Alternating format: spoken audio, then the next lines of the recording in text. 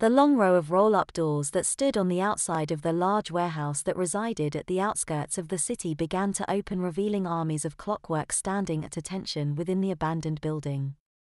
The sound of their metal feet clanking on the concrete as they began to file out was deafening. Hundreds of clockwork poured out of the building and began their march on Paragon City. Both of their communicators went off simultaneously, signaling a full alert. "Heroes of Paragon City, you are needed now more than ever," came the mayor's voice from the wrist units. "The Clockwork King has deployed an army of clockwork into the city, and they are leaving a trail of death and destruction in their path. I implore you to confront them in large groups and bring them down quickly," he said. Harriet turned around and began to fly back toward the center of the city as fast as she could. The streets of the city became a war zone as heroes battled the massing clockwork. Energy blasts ripped into buildings and vehicles. Clockwork and heroes alike lay beaten on the ground as the war around them carried on. As the heroes fought back the clockwork minions, they seemed to be winning the battle. Then the rumbling started. The 20-foot-tall behemoth came crashing down the street, mowing down hero and clockwork alike as it chugged forward like a runaway freight train. "All will kneel to the will of the Clockwork King," the giant bellowed in a cold mechanical voice. "What the hell is that thing?" Jemima asked as she and Harriet watched the rampaging colossus tear down the street. "That would be Babbage," Harriet said. "He's kind of like the Clockwork King's bodyguard," she told Jemima. "Is anything going to be able to stop it?" Jemima asked, and turned away from a particularly brutal hero slaughtering, burying her face into Harriet's body. "Well, we have to try," came a voice from behind them. The pair turned to see Sue Radiance standing in a group of heroes on the rooftop they were standing on.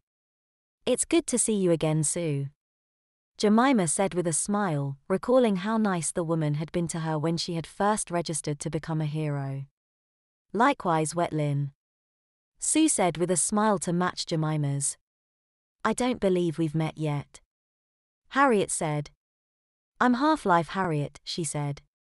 "Sue Radiance," Sue greeted. "These are the members of my team," she said and pointed each member out. "This is Firewater," Sue said, pointing to a buxom red-skinned cowgirl. "Final Flame," she said, pointing to a female dressed in robotic-looking armor adorned with airbrushed flames on it. "And finally River," she said and pointed to a teenage girl wearing a bodysuit that was covered with neon blue circuitry. "We're the heroes of tomorrow," she said. "Well, you guys certainly look formidable," Jemima said with a wide smile. Sue nodded. "You ladies are welcome to join us and help out," she said. "I don't Harriet started. "We're in," Jemima blurted out, interrupting Harriet. "Then let's do this," Sue said, taking to the air with Final Flame trailing behind her. Riva's suit began to crackle with electricity and she ran to the edge of the building and leapt off toward the battle.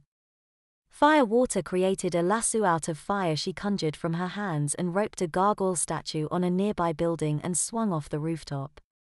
"I hope you know what you're doing," Harriet said as she picked Jemima up and flew them toward the fight. "Me too," Jemima said quietly to herself as they began to close in on where Babbage was rampaging. Babbage smashed into a building as he took a swing at a hero flying near him like an insect in front of a person. The hero dove under the massive fist and blasted at Babbage with a sheet of ice. The giant stood strong against the attack, and smashed the hero between his hands. Firewater took her opportunity and lassoed Babbage's hands at the wrist with her flaming rope. Riva flew closer and shot at Babbage with a bolt of electricity, sending the Titan staggering backward. Firewater was pulled forward when Babbage went back. She tightened her grip on her fire rope and tugged hard to keep her hold on the behemoth. Babbage recovered quickly, and with a flick of his arms, lifted Firewater into the air, and swung her into the side of a nearby building. "No!"